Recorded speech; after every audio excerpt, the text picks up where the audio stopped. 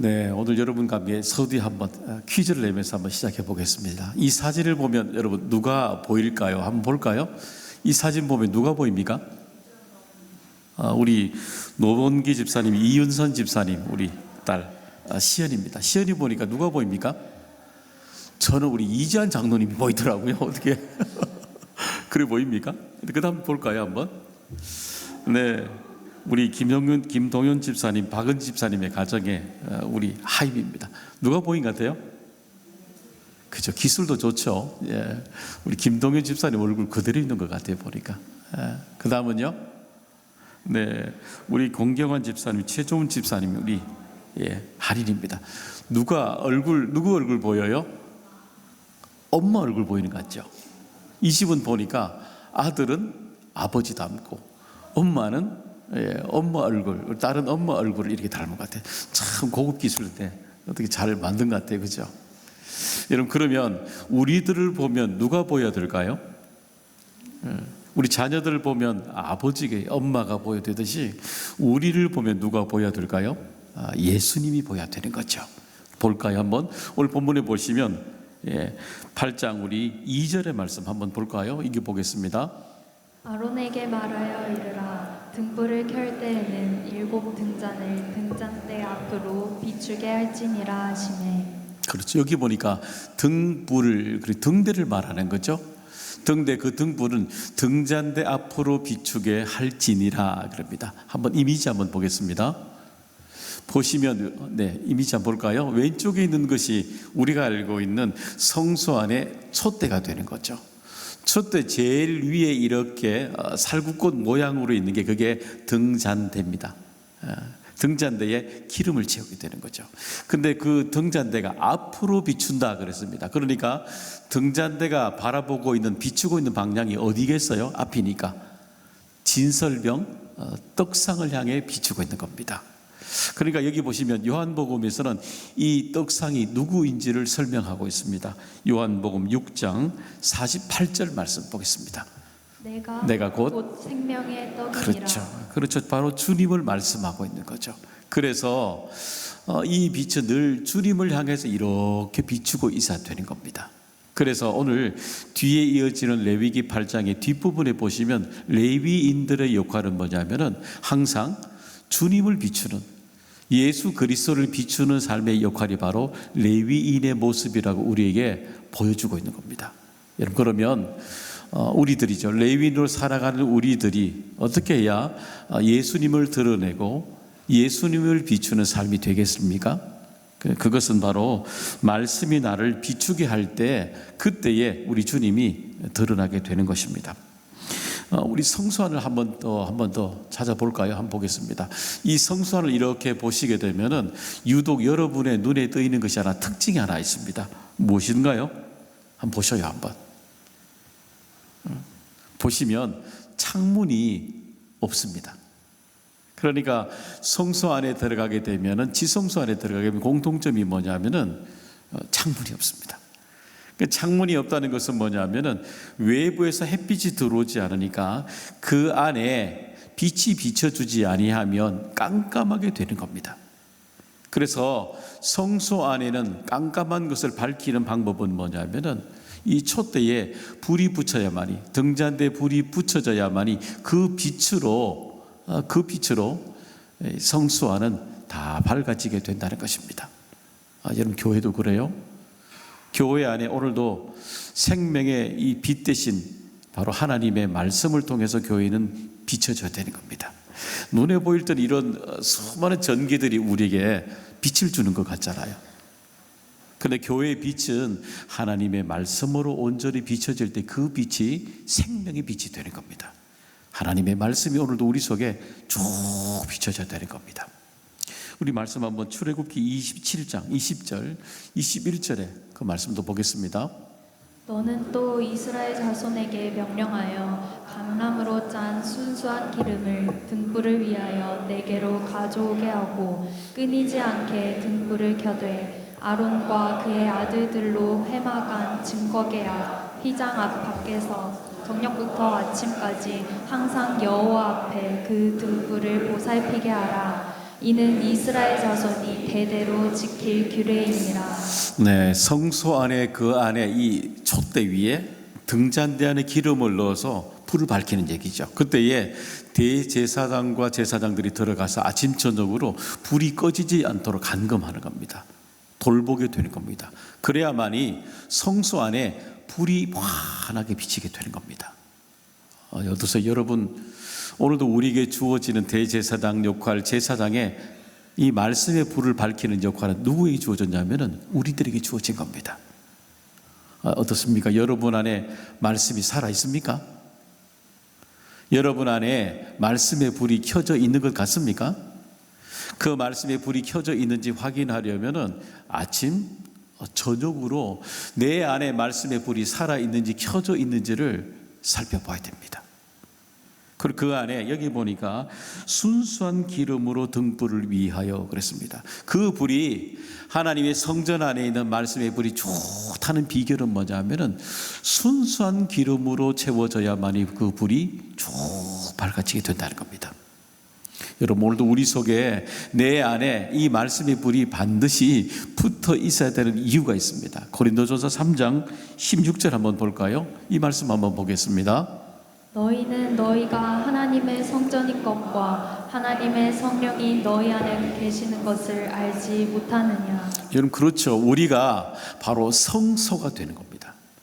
우리가 바로 하나님의 성전이 되기 때문입니다. 그렇기 때문에 우리 안에 어둠을 밝힐 수 있는 비결은 딱 하나입니다. 그것은 하나님의 말씀이 내 안에 들어와야만이, 그때만이 우리 안에 어둠이 환하게 밝아지게 되는 겁니다. 말씀이 우리 안에 들어와야 되는 겁니다.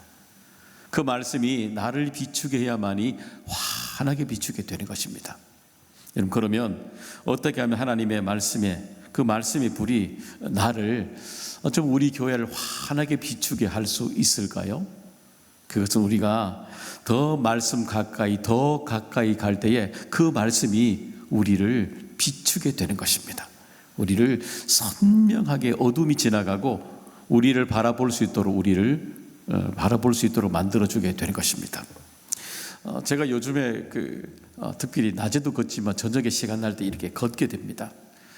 그러면 제가 이 차고 있는 워치에 종종 문자가 띠릉띠릉 오게 됩니다. 왜냐하면은 제가 사용하고 있는 노트북을 이렇게 결합시켜 놨거든요. 그러니까 제가 어디 갈 때마다 이 노트북에서 멀어지면 멀어질수록 제 워치에 사인이 옵니다. 멀어졌습니다.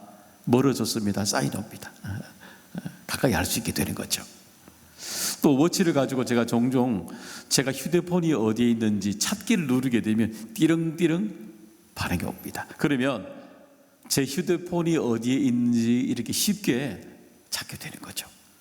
근데 문제는 가까이 있을 땐 찾을 수 있지만 멀리 떨어져 있으면 이 반응의 신호가 가지 않게 되는 거죠.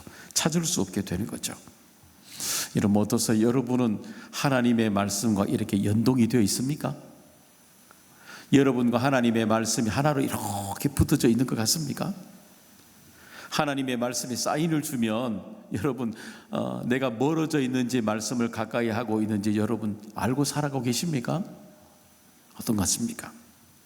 말씀을 정말 멀리 떨어져 있으면 신호가 가지 않는다면 내가 하나님의 말씀을 더 가까이 하고자 하는, 하나가 되고자 하는 하나님의 말씀을 사모하는 마음이 여러분 마음에 아직도 있는 것 같습니까?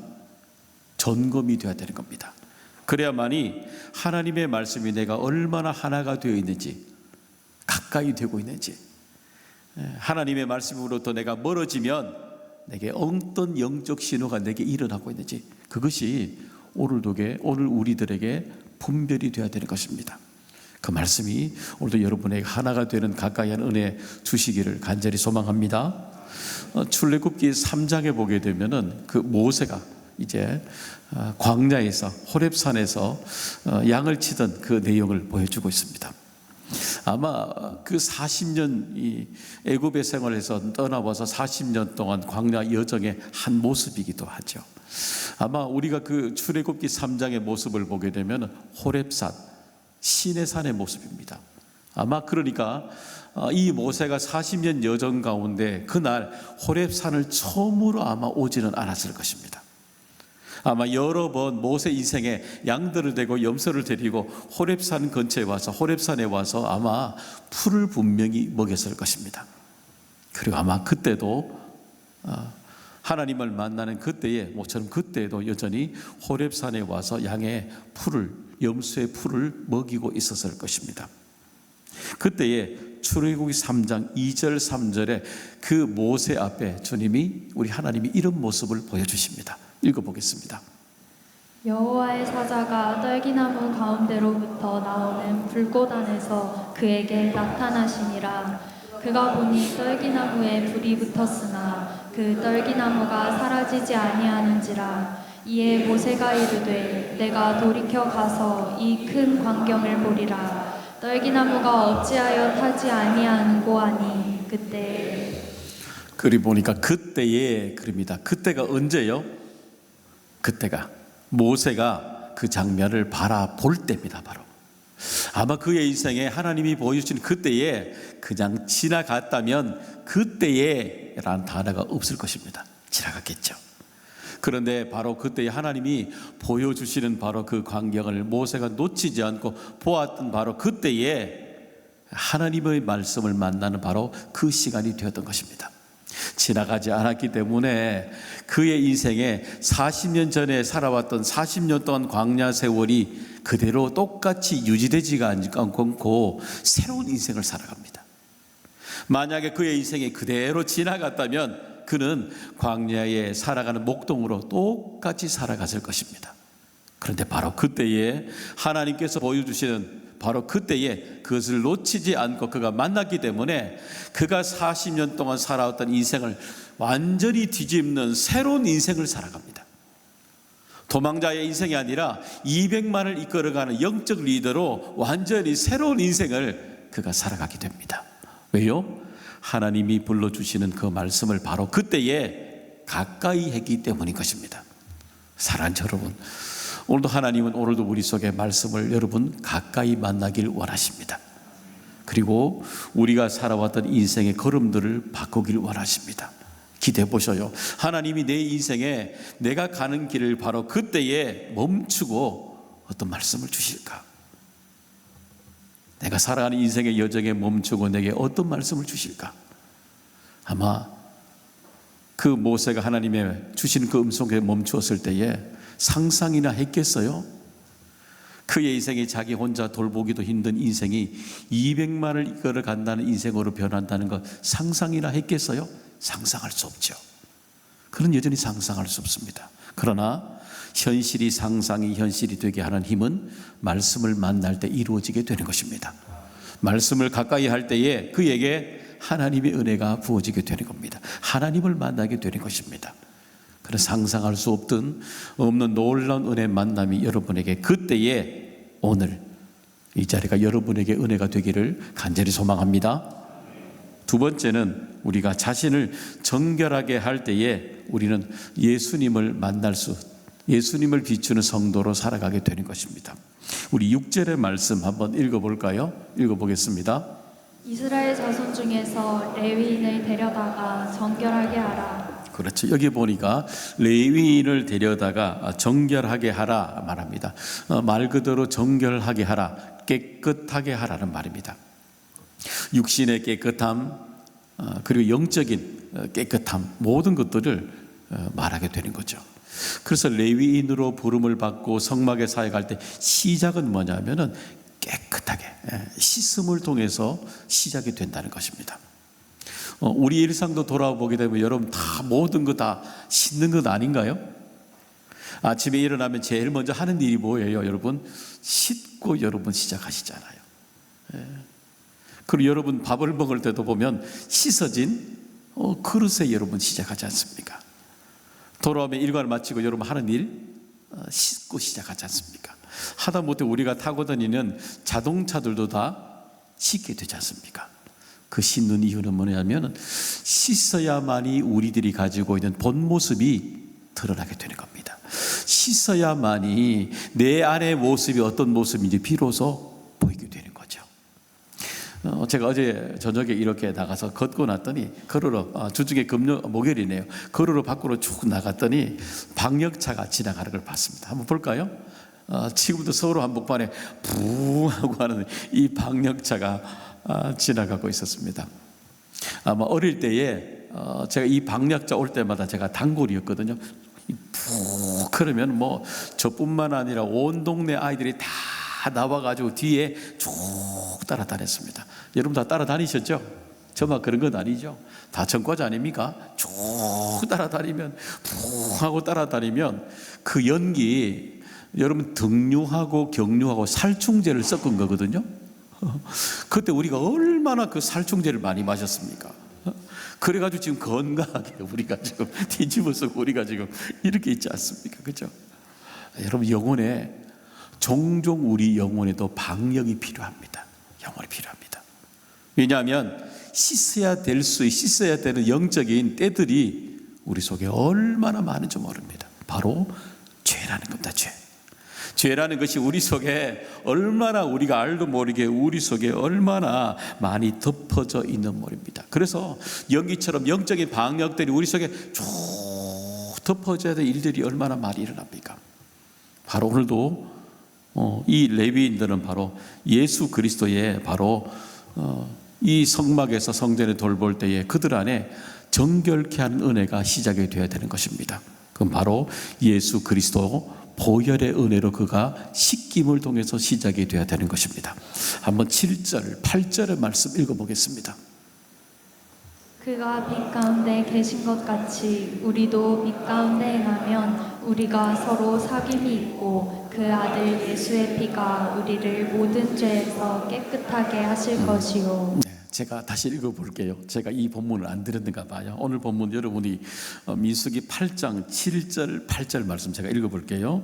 너는 이같이 그들을 정결하게 하되 곧 속죄물을 그들에게 뿌리고 그들의 전신을 삭도로 밀게 하고 의복을 빨게 하고 몸을 정결하게 하고 또 그들에게 수송아지 한 마리를 번제물로 기름 섞은 고운 가루를 그 소제물로 가져오게 하고 그 외에 너는 또 수송아지 한 마리를 속제물로 가져오게 하고. 보니까 어때 여러분, 정결하기 되게 복잡죠. 그죠? 예배도 드려야 되고 삭도로 밀어야 되고, 그죠?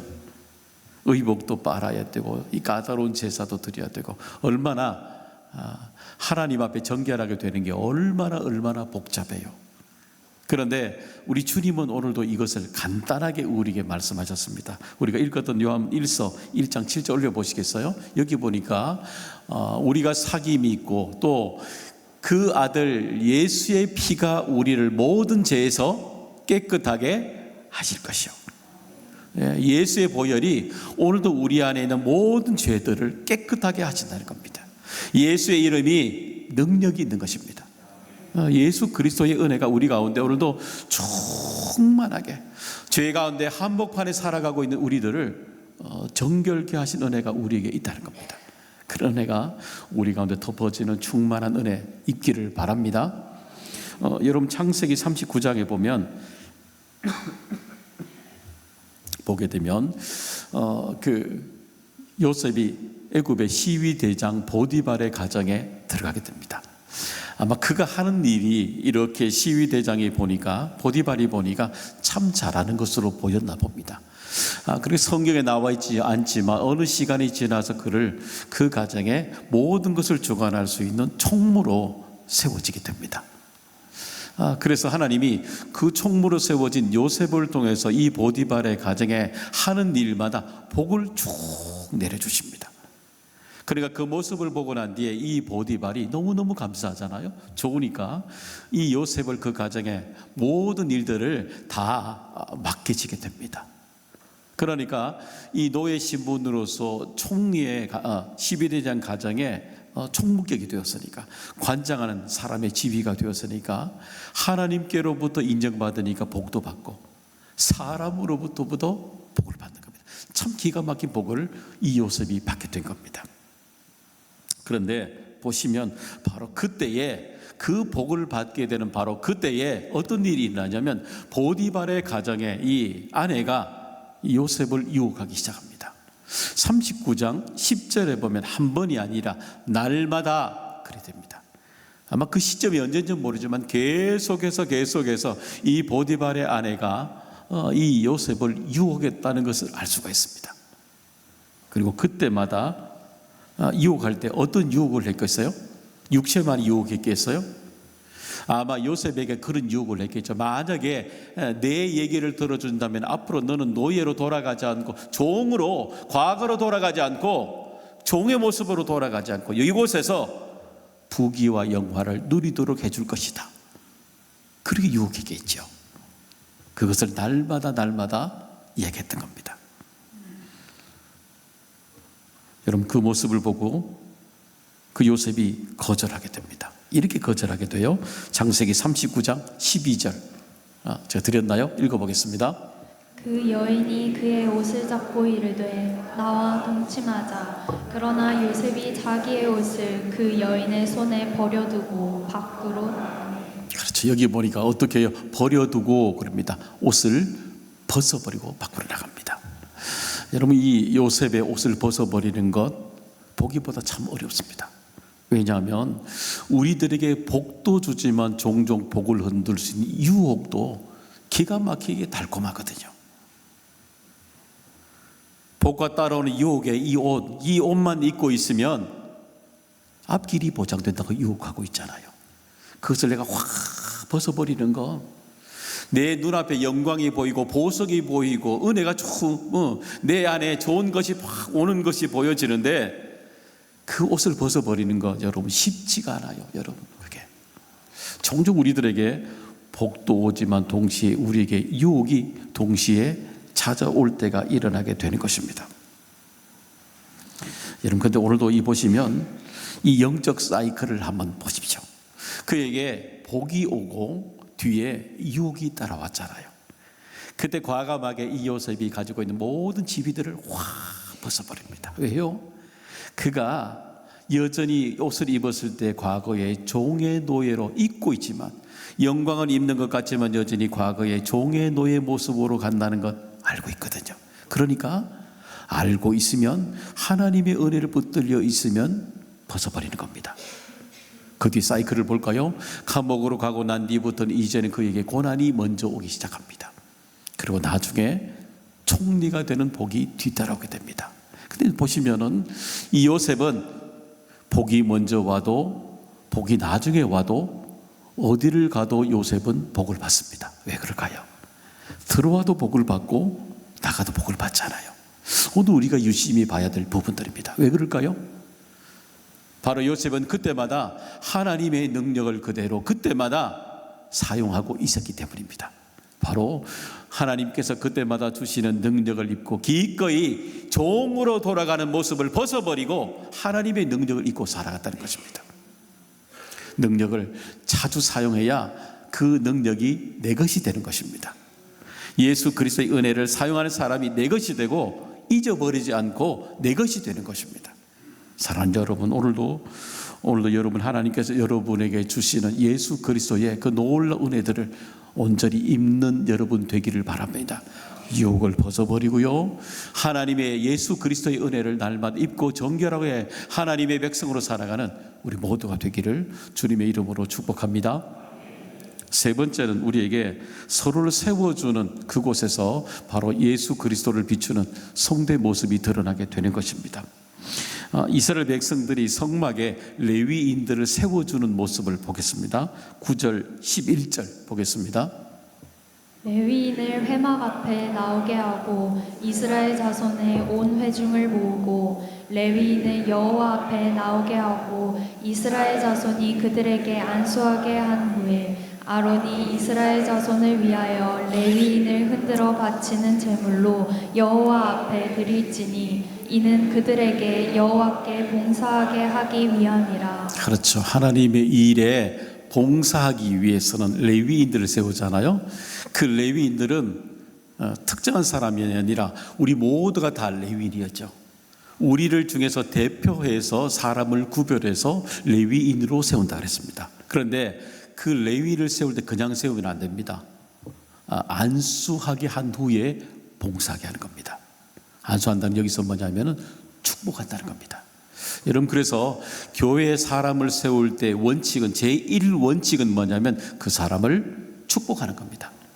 축복 기대해 주는 거예요. 그래서 하나님께서 그 사람들 역할을 맡길 때마다 칭찬해 주고 축복해 주는 힘으로 그 일을 감당하게 되는 겁니다.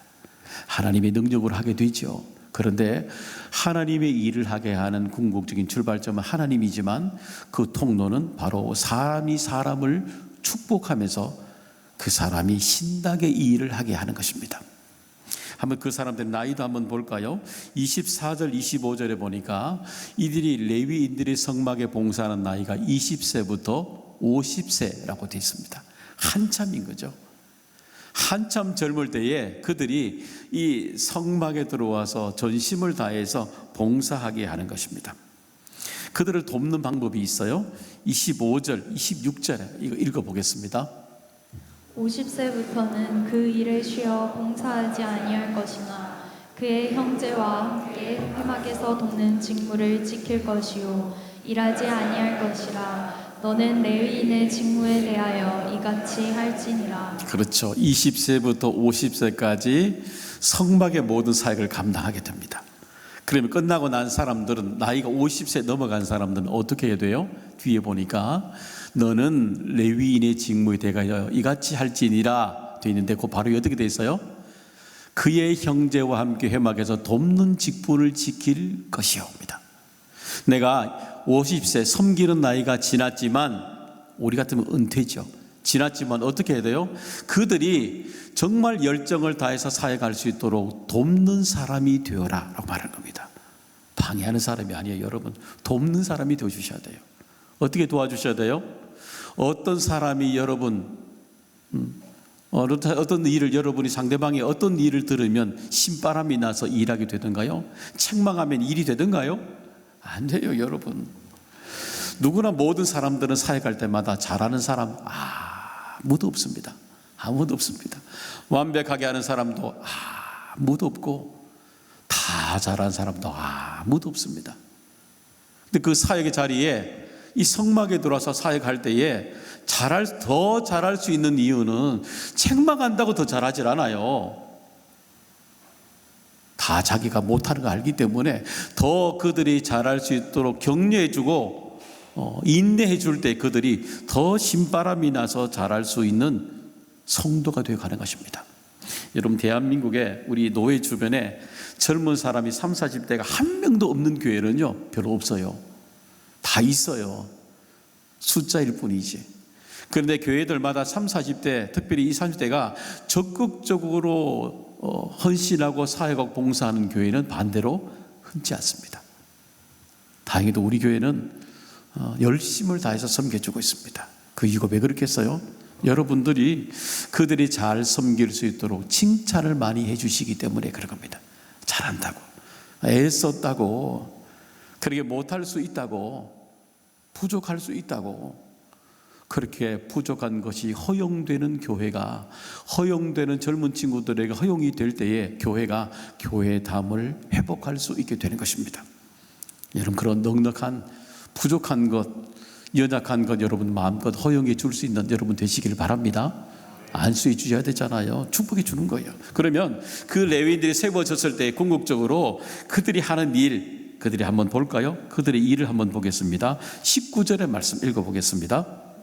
내가 이스라엘 자손 중에서 레위인을 취하여 그들을 아론과 그의 아들들에게 주어 그들로 회막에서 이스라엘 자손을 대신하여 봉사하게 하며 또 이스라엘 자손을 위하여 속죄하게 하였나니, 이는 이스라엘 자손이 성소에 가까이 할 때에 그들 중에 재앙이 없게 하려 하였음이니라. 그렇죠. 레위인이 세우면 사역만 하는 게 아니에요. 사역은 기본이에요. 근데 이 본문을 보니까 어떤 일을 하냐면은, 우리가 그들을 안수하고 세워주면 그들이 이스라엘 자손을 대신해서 뭐 한다고요? 속죄한다는 겁니다. 하나님의 일을 섬기지만 속죄한다는 건 뭐냐면은, 우리들을 위해서 성소에 있는 이 대위인들이 우리들을 향해서 중보 기도를 해준다는 겁니다. 중보 기도를 한다는 겁니다.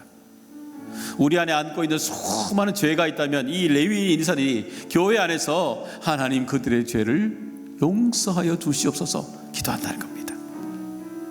성전에 머물면서 레위인들이 기도하면서 하나님이 그들에게 재앙이 지나가도록 하여 주옵소서 기도한다는 겁니다.